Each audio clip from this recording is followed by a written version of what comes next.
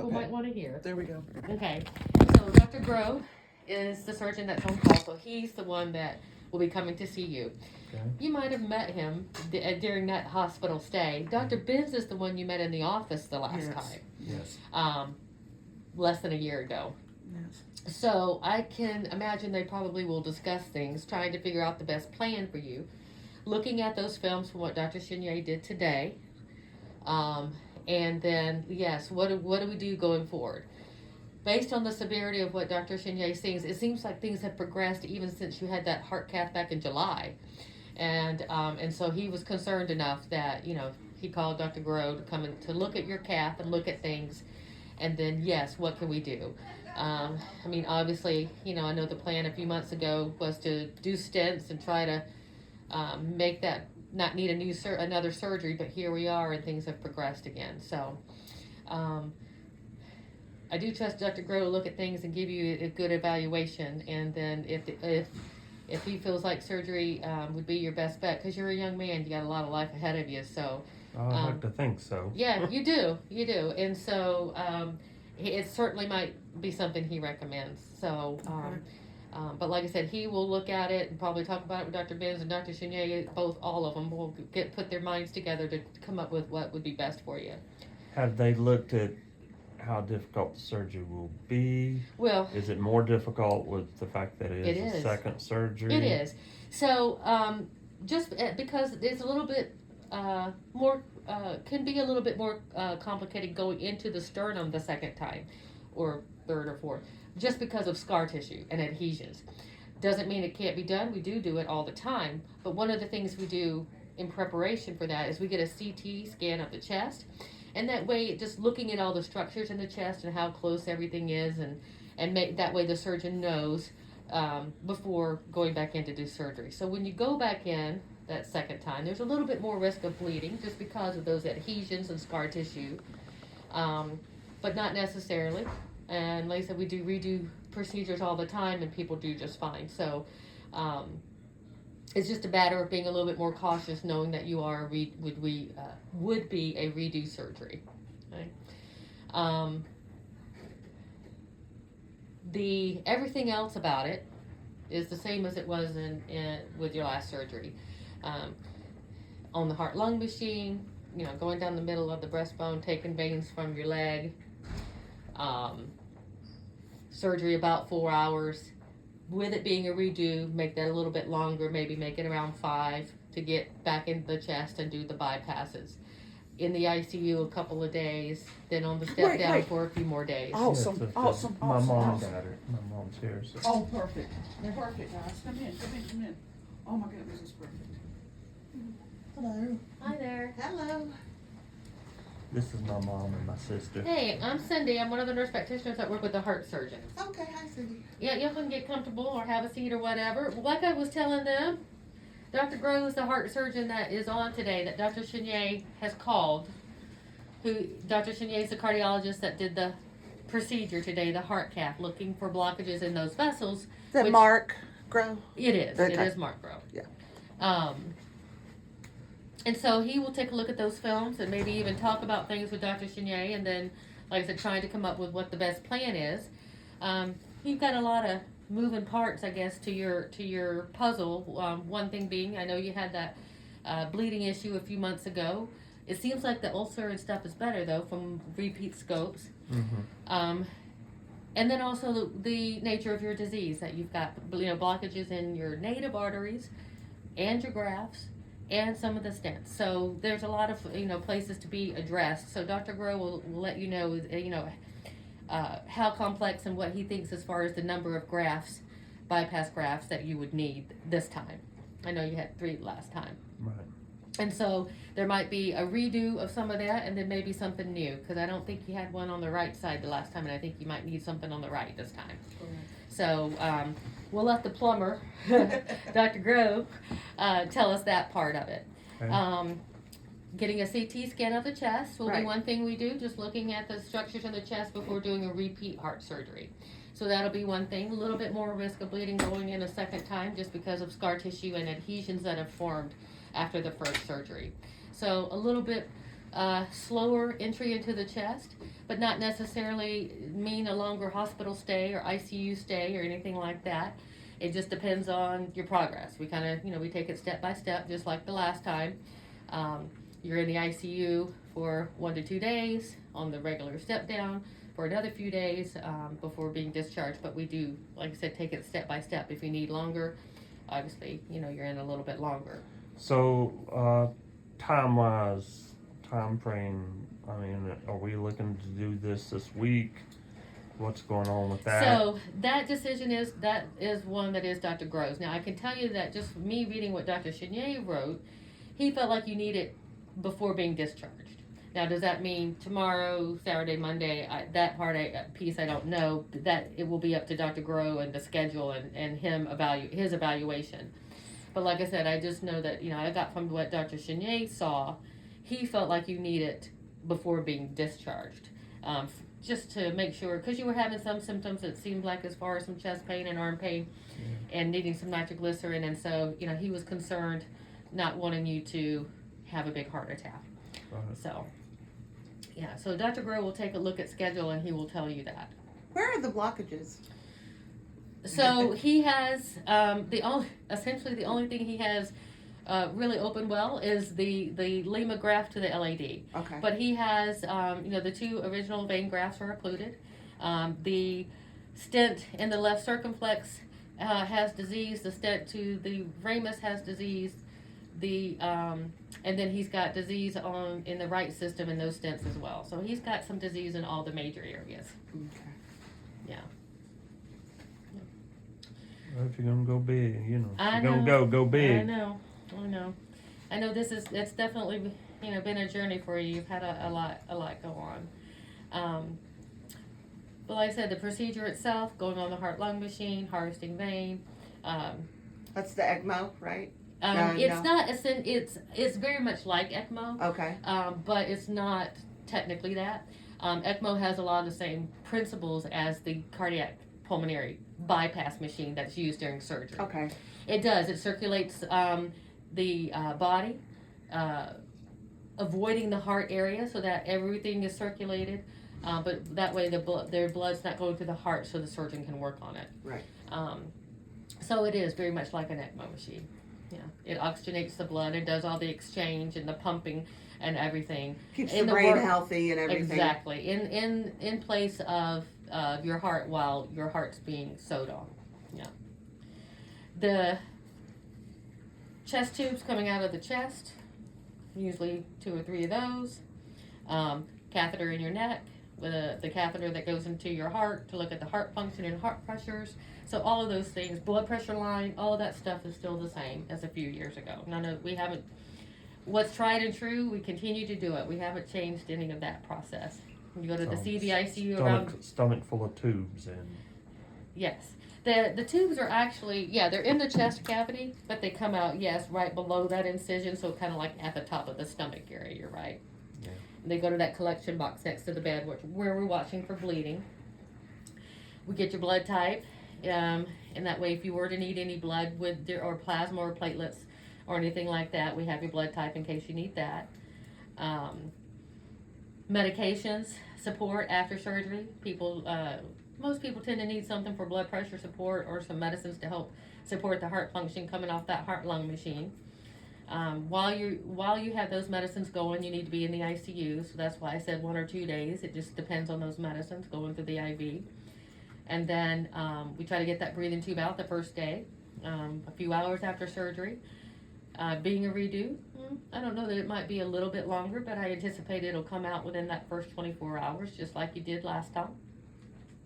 And then after ICU time of 1 to 2 days, you go to the step down on the 4th floor, where you are kind of stay for the rest of your rest of the time. We get rid of all the tubes and the lines and things we put in. You're walking the halls, getting up out of bed, getting some strength back, eating, drinking, all that, adjusting any medications we need to adjust to get ready to go home. So, maybe another 4 or 5 days up on the step down.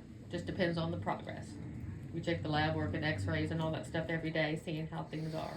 So what are we looking like in the hospital then from now, if he's gonna keep me in here until y'all do this for a couple of weeks, probably? I don't think it will be that long. Like I said, I say maybe 4 or 5 days after your surgery. So let's say 5. Let's just say 5, just to kind of err on the side, giving you a little bit longer.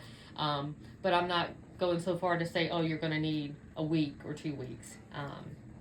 So I think let's just say maybe 5 days after surgery, give or take. But it really just depends on how things progress afterwards and how things go with the surgery, with you being a second time.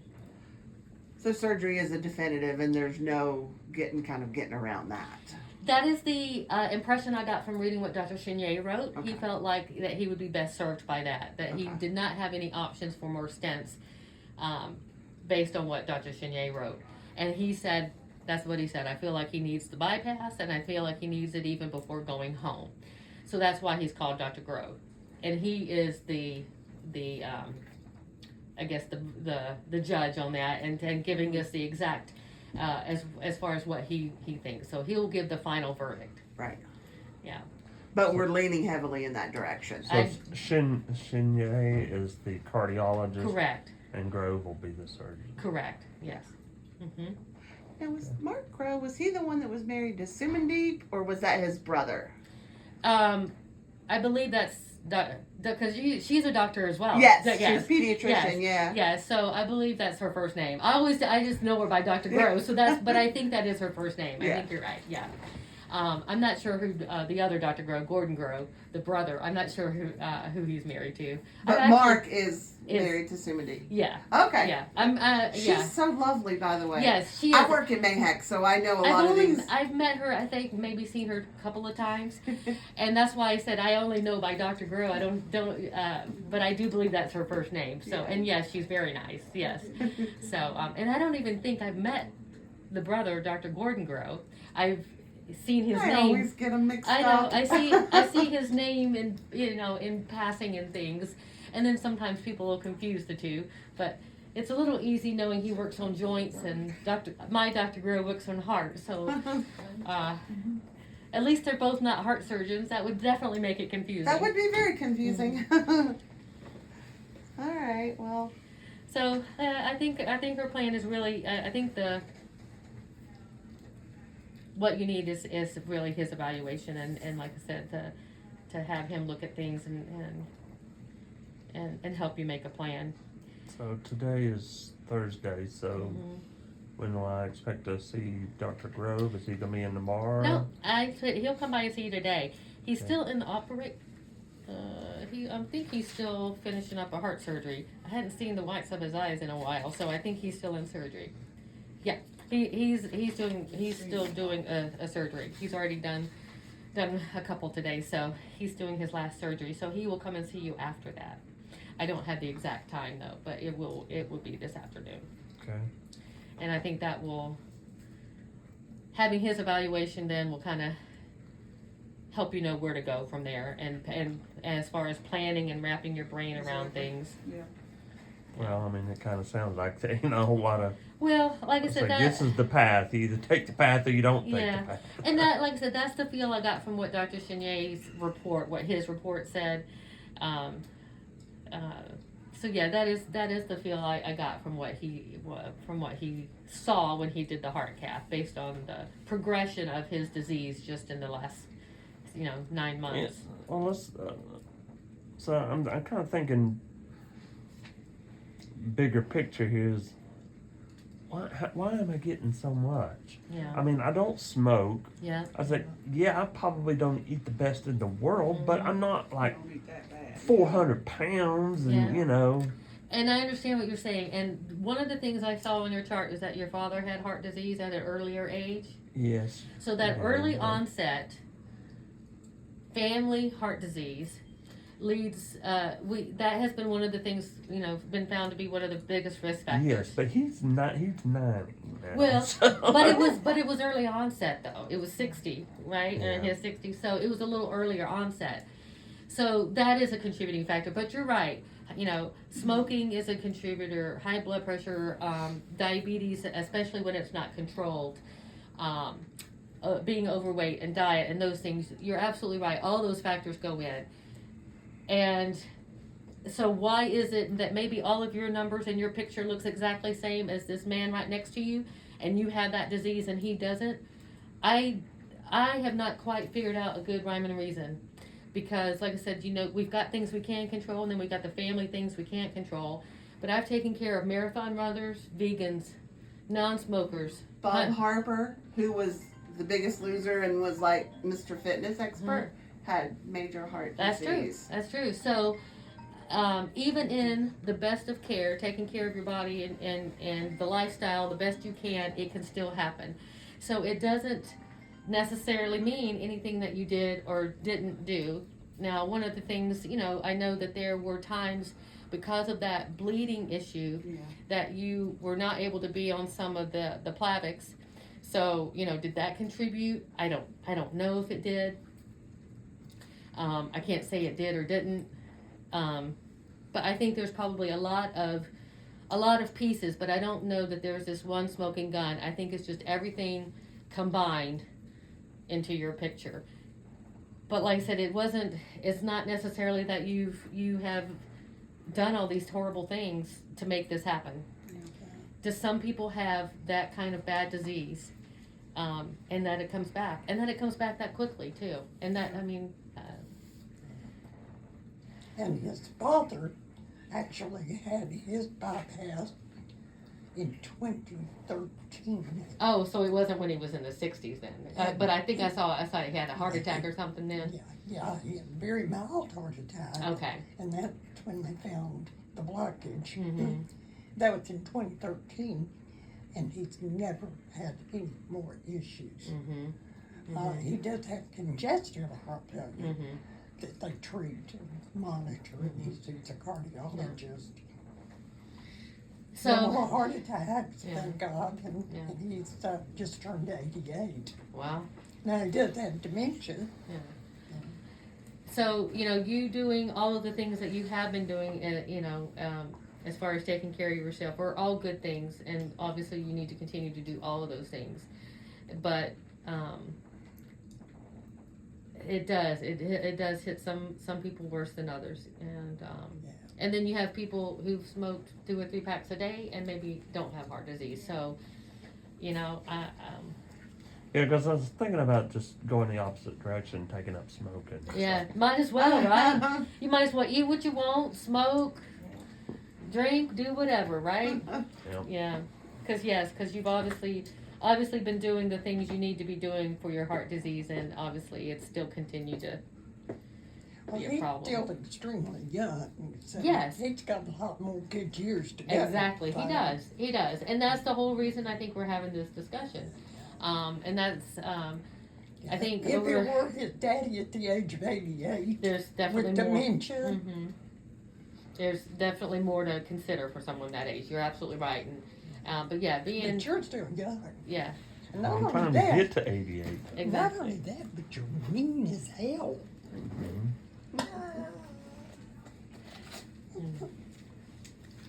Well, you're gonna beat this. Yeah. You're gonna beat this. You just do what they asked you to do.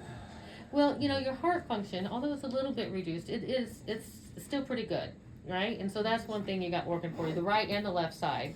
The muscle. The muscle itself. And so that is a good thing. If and obviously part of the goal is to revascularize, get better blood supply to that muscle so that you don't have any decrease in that heart function that you got. So, like I said, it's a little reduced, but it's still pretty good, good enough that tells us, yeah, we've got something there that's worth trying to work on. Yeah. Now the cardiologist today said that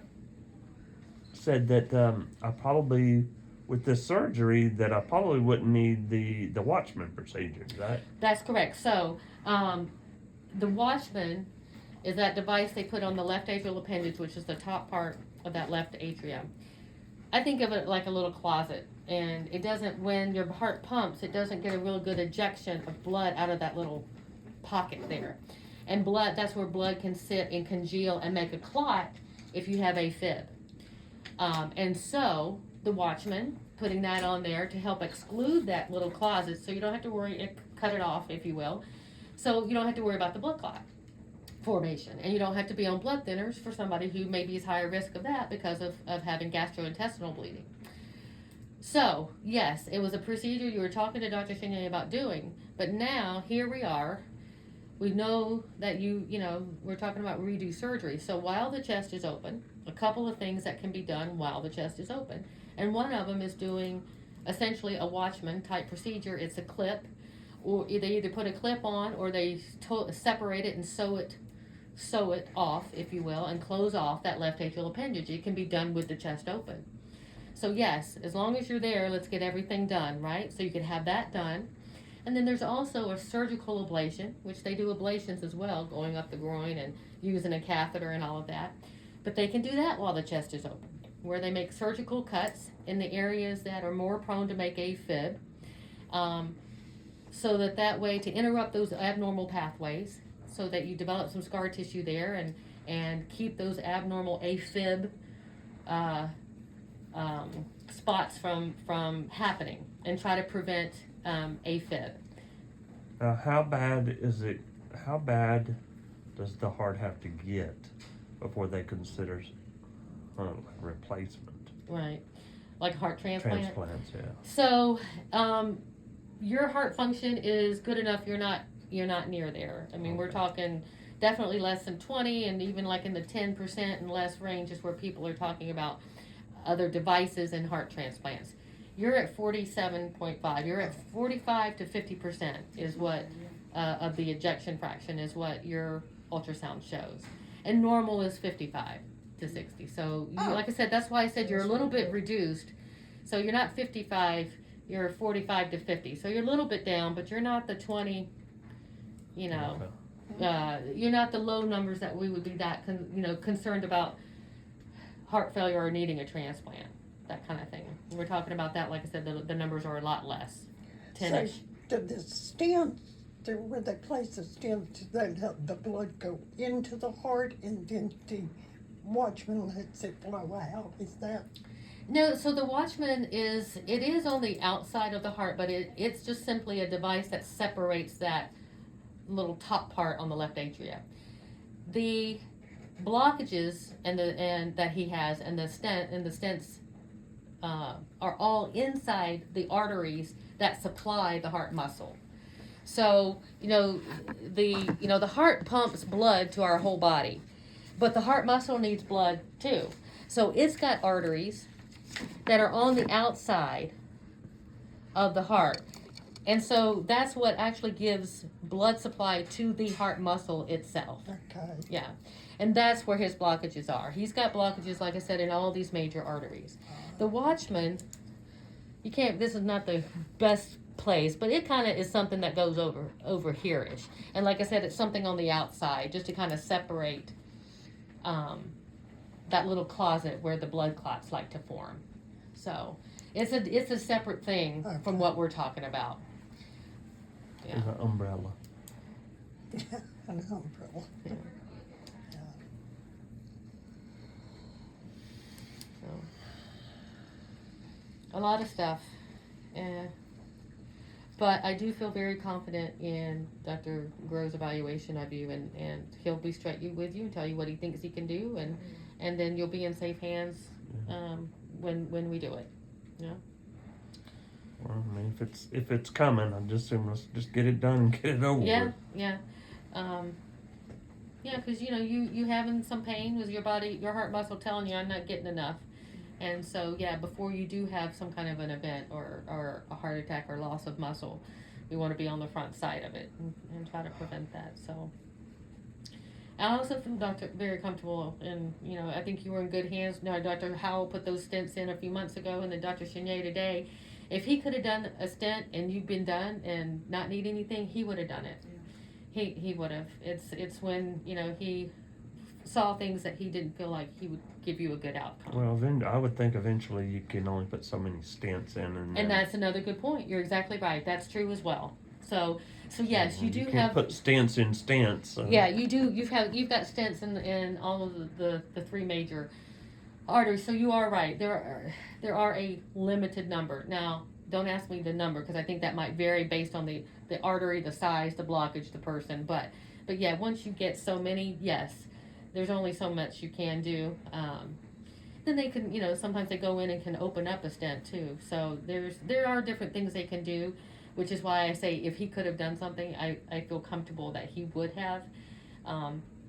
Especially knowing, you're a redo surgery, so it's not a decision he would take lightly, to not do something for you. He would have done it if he felt like he could have given you something good. Now, that said, like I said, he and Dr. Groh and Cheryl talk about things and review things together, and the decision might be, okay, maybe we try it again. I don't know. But I do feel comfortable in their evaluation of things for you. Okay. Okay. Now, any problem though with any kind of bleeding problems since you had that last bout of